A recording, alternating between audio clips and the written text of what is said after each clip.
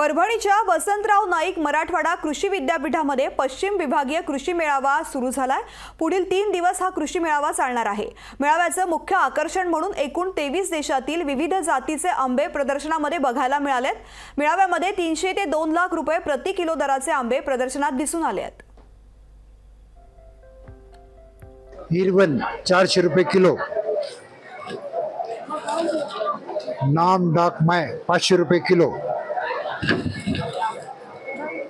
Miyazaki 1100 रुपये piece.